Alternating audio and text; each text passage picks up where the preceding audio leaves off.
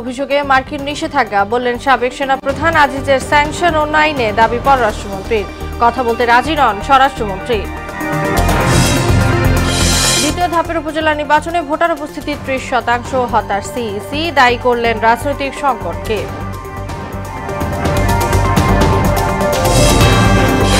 বাংলাদেশে মত প্রকাশের স্বাধীনতা সংকটজনক হলেও 2 ধাপ উন্নতি হয়েছে। কিছু মানুষ সুবিধা পেলেও বাকিদের ক্ষেত্রে প্রশ্নবিদ্ধ। এবং প্রেসিডেন্ট রাইসির প্রথম জানাজায় মানুষের ঢল, বৃহস্পতিবার দাফন, 28 জুন নতুন রাষ্ট্রপতি নির্বাচনের ঘোষণা।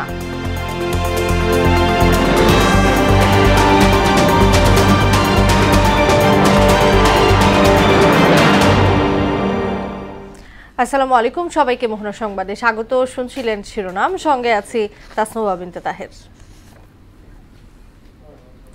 এবার বিস্তারিত। উল্লেখযোগ্য দুর্নীতির অভিযোগ এনে সাবেক সেনাপ্রধান আজিজ আহমেদ ও তার পরিবারের সদস্যদের যুক্তরাষ্ট্রে প্রবেশে নিষেধাজ্ঞা দিয়েছে দেশটির পররাষ্ট্র দপ্তর। সোমবার দিবাগত রাতে মার্কিন পররাষ্ট্র দপ্তরের ওয়েবসাইটে এক বিবৃতিতে এ তথ্য জানানো হয়। তবে আজিজ আহমেদের দাবি, শাস্তি পাওয়ার মতো কোনো কাজ তিনি করেননি। যে অভিযোগের কথা বলা হয়েছে তাও অসত্য। আরো জানাচ্ছেন কাজী ইহসান বিন দিদার। কেন করলো, কি করলো, I do not know. This is very unfortunate.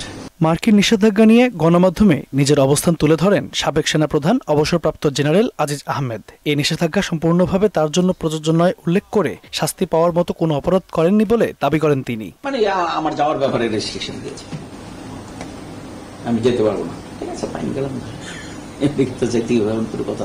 Aziz Ahmed বলেন, সেনাপ্রধান ও বর্ডার গার্ড বাংলাদেশের মহাপরিচালক হিসেবে দায়িত্ব পালনকালে ভাই ও আত্মীয়দের কোনো কাজের কন্ট্রাক্ট দেননি। ওইটাকে ওরা দুর্নীতি বলছে, যে আমি আমার পদ পদবি ব্যবহার করে ভাইকে টু ইভেড হলো অ্যাকাউন্টেবিলিটি ইন বাংলাদেশ,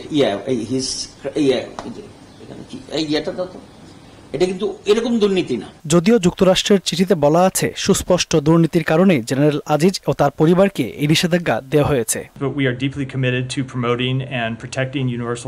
কাজী ইহসান বিন দিদার, মোহনা সংবাদ, ঢাকা। মার্কিন ভিসা নীতির আওতায় নয়, সাবেক সেনাপ্রধান অবসরপ্রাপ্ত জেনারেল আজিজ আহমেদকে অন্য আইনে নিষেধাজ্ঞা দেওয়া হয়েছে বলে জানালেন পররাষ্ট্রমন্ত্রী হাসান মাহমুদ। আর সাবেক জেনারেল আজিজের নিষেধাজ্ঞা নিয়ে কোনো মন্তব্য করতে চাননি স্বরাষ্ট্রমন্ত্রী আসাদুজ্জামান খান কামাল। ইমদাদুল হক খানকে সঙ্গে নিয়ে শামীউজ্জামান চৌধুরীর রিপোর্ট।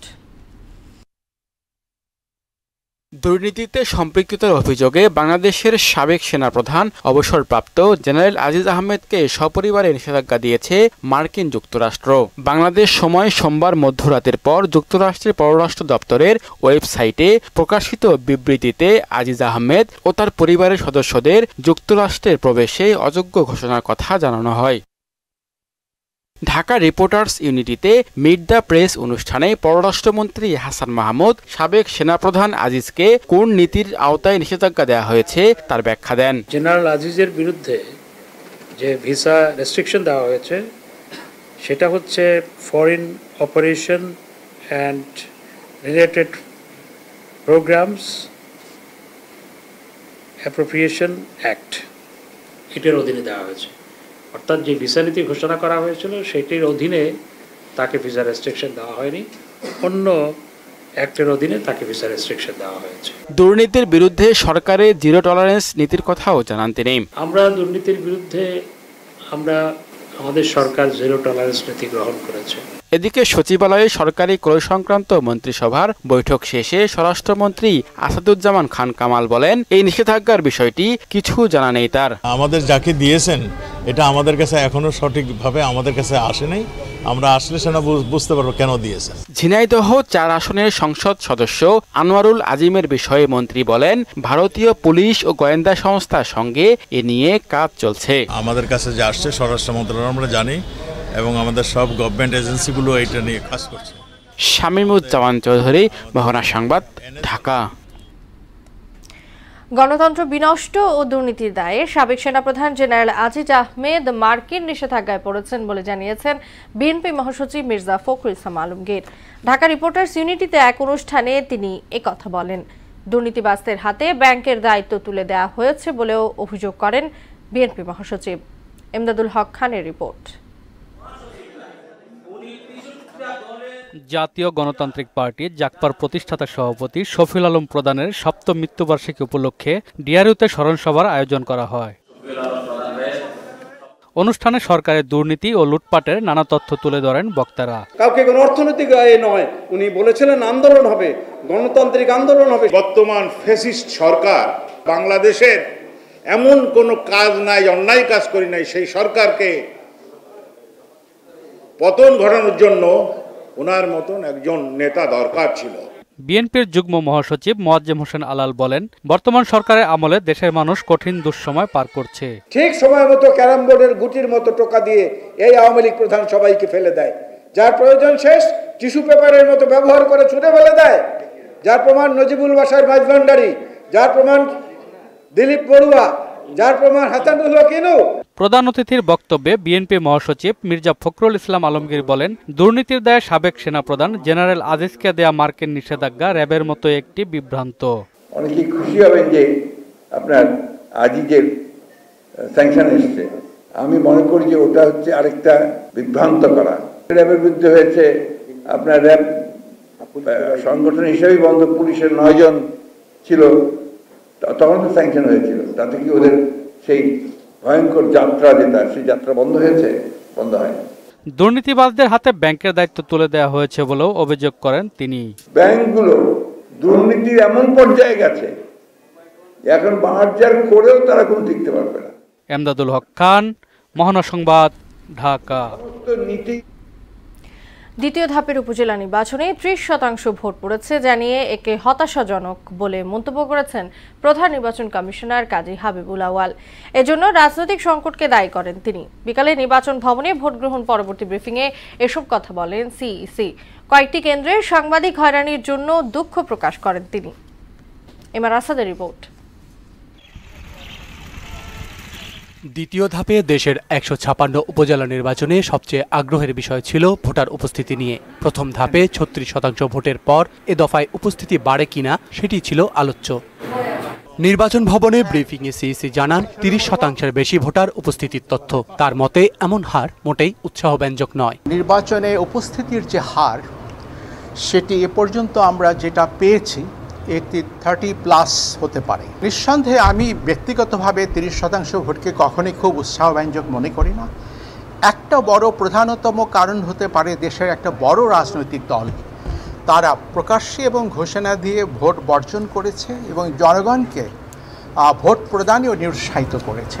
ভোটারের এমন হতাশাব্যঞ্জক উপস্থিতির জন্য রাজনৈতিক টানাপোড়েনকে দায়ী করেন তিনি। আমাদের ভোট নিয়ে কোনো সংকট নেই, সংকটটি হচ্ছে রাজনীতিতে। আমি মনে করি রাজনীতি যদি আরও সুস্থ ধারায় প্রবাহিত হয়, আগামীতে হয়তো ভোটের যে স্বল্পতার যে সমস্যাটুকু এগুলো কাটিয়ে উঠবে। কিছু কেন্দ্রে সাংবাদিকদের হয়রানির ঘটনায় দুঃখ প্রকাশ করেন কাজী হাবিবুল আওয়াল। 2-4টা বিচ্ছিন্ন ঘটনা ঘটে থাকতে পারে, ওই জন্য আমরা দুঃখিত। এমআর আসাদ, মোহনা সংবাদ, ঢাকা।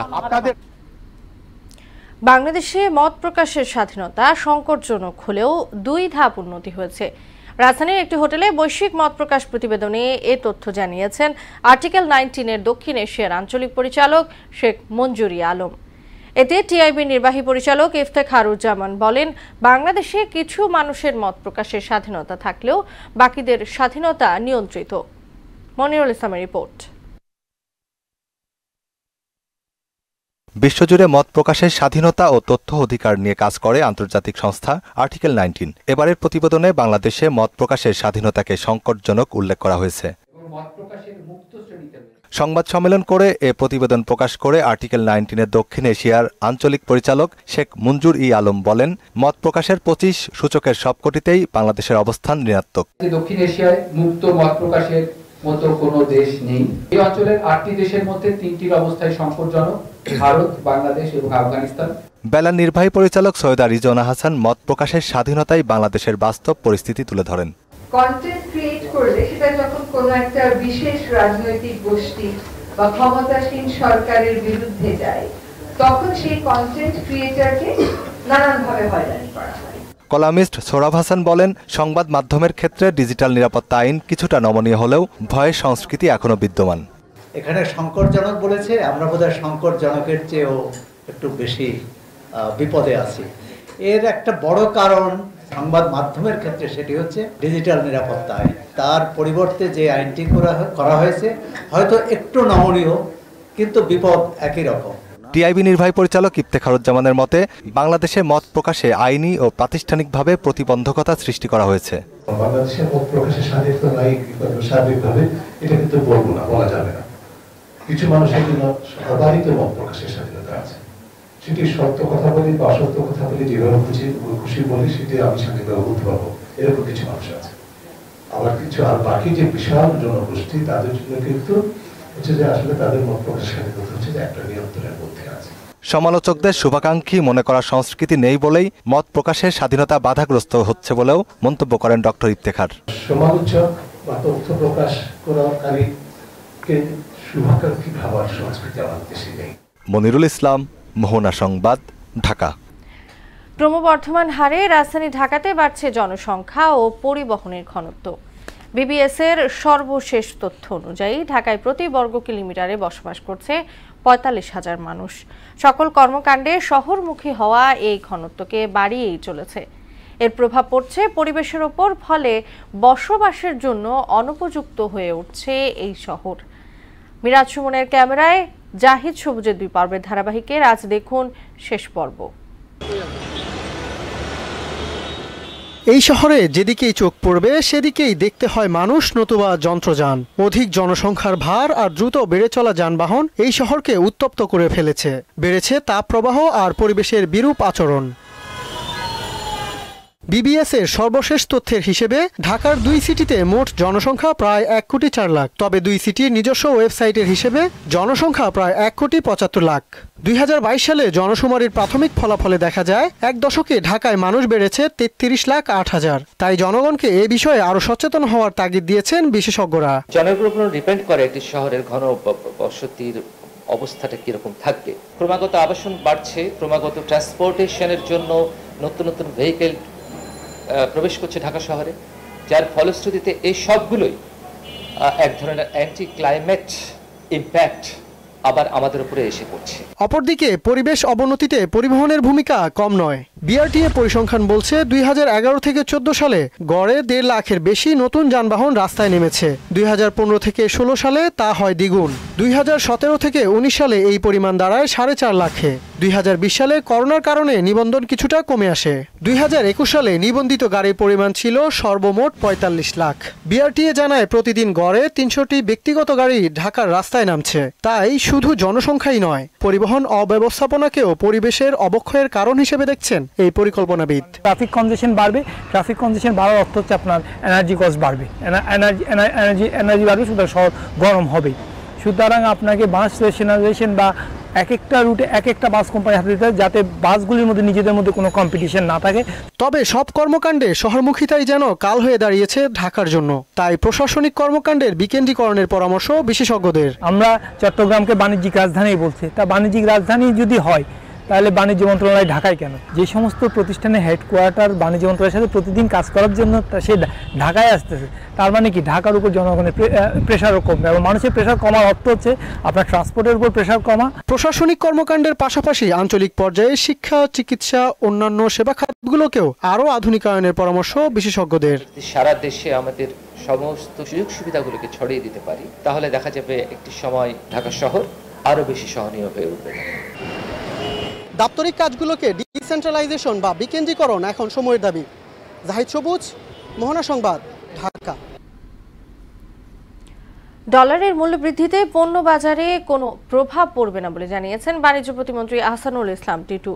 দুপুরে সচিবালয়ের নিজ দপ্তরে সাংবাদিকদের প্রশ্নের জবাবে একথা বলেন তিনি। ঈদ সামনে রেখে বাজার যাতে অস্থিতিশীল না হয় সে ব্যাপারে তদারকির সব উইং সচল করা হয়েছে বলেও জানান বাণিজ্য প্রতিমন্ত্রী। বাজারে পণ্য সরবরাহের ঘাটতি নেই জানিয়ে তিনি বলেন, আলু ও পেঁয়াজের দাম নির্ধারণ করবে কৃষি বিপণন অধিদপ্তর।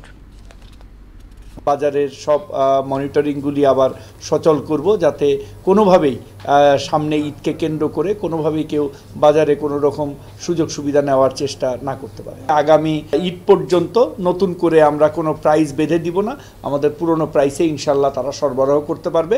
যদিও 6.5% ডলার ডিপ্রিসিয়েটেড হয়েছে, ডিভ্যালুড হয়েছে, তারপরেও আমাদের যে দাম সেই দামটা আমরা একই পর্যায়ে রাখবো ভোক্তাদের সুবিধার্থে। আইনের দুর্বলতার কারণে দেশে বাড়ছে পরোক্ষ ধূমপানের সংখ্যা। পাবলিক প্লেস ও গণপরিবহনে প্রতিদিন পরোক্ষ ধূমপানের শিকার হচ্ছে প্রায় 3,84,00,000 প্রাপ্তবয়স্ক মানুষ। রাজধানীতে বিএমএ ভবনের সভাকক্ষে ন্যাশনাল হার্ট ফাউন্ডেশন ও হেলথ রিপোর্টার্স ফোরাম আয়োজিত তামাক নিয়ন্ত্রণ আইন শীর্ষক সেমিনারে এসব কথা জানান বিশেষজ্ঞরা। বিদ্যমান তামাক নিয়ন্ত্রণ আইনের দুর্বলতা চিহ্নিত করে তা সংশোধনের তাগিদ দিয়েছেন তারা। পরামর্শ আমলে নিয়ে জনস্বাস্থ্য সুরক্ষায় তামাক নিয়ন্ত্রণ আইন সংশোধনের আশ্বাস দেন স্বাস্থ্য প্রতিমন্ত্রী ডাক্তার রোকেয়া সুলতানা। এর সামনে রেখে দেশে প্রথমবারের মতো জমির মালিক হওয়ার সুযোগ করে দিয়েছে মোবাইল আর্থিক সেবা প্রতিষ্ঠান নগদ। এক ক্যাম্পেইনের আওতায় নগদের সঙ্গে জমির ল্যান্ড পার্টনার হিসেবে যুক্ত হয়েছে পূর্বাচল প্রবাসী পল্লী লিমিটেড। নগদের চতুর্থবারের ক্যাম্পেইনে জমি বিজয়ী সিএনজি অটোরিকশা চালক আকিজুলের দলকে মালিকানা বুঝিয়ে দেন জাতীয় ক্রিকেট দলের সাবেক অধিনায়ক সাকিব আল হাসান। নগদের পক্ষ থেকে জানানো হয় গ্রাহকদের জন্য আরও কয়েকটি জমি জিতে নেয়ার সুযোগ রয়েছে ক্যাম্পেইনে। খেলার খবর cricket. Lankan premier league LPL এ দল পেয়েছেন টাইগার পেসার তাসকিন আহমেদ। নিলাম থেকে এই বাংলাদেশি পেসারকে দলে নিয়েছে কলম্বো স্ট্রাইকার্স। নিলামে তাসকিনের ভিত্তি মূল্য ধরা হয় $50,000। তাসকিনের পাশাপাশি এলপিএল এর এবারের আসরে খেলবেন মোস্তাফিজুর রহমানও। কদিন আগে বাংলাদেশের বাঁহাতি এই পেসারকে আইকন ক্রিকেটার হিসেবে দলে নিয়েছে ডাম্বুলা থান্ডার্স। তবে এখনও দল পাননি তাওহিদ হৃদয়, মুশফিকুর রহিম, নাজমুল শান্ত, তামিম ইকবাল, লিটন দাস, শরীফুল ইসলামরা। 1 জুলাই থেকে শুরু হবে এবারের এলপিএল। শেষ করব মোহনা সংবাদ, যাবার আগে শিরোনামগুলো জানিয়ে দিচ্ছি আবার।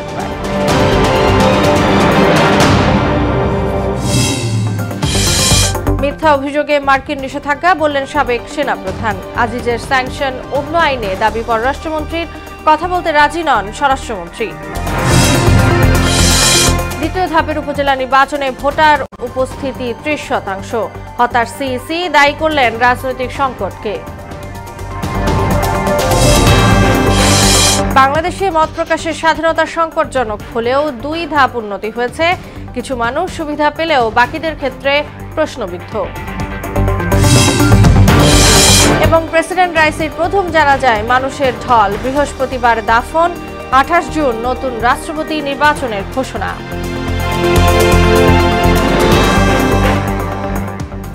এই ছিল মোহনা সংবাদে। পরবর্তী সংবাদ রাত 12টায়। এছাড়া মোহনার সবশেষ খবর জানতে ভিজিট করুন www.mohana.tv। সংবাদ দেখতে পান ফেসবুক ও ইউটিউবেও। এতক্ষণ সঙ্গে থাকার জন্য সবাইকে ধন্যবাদ।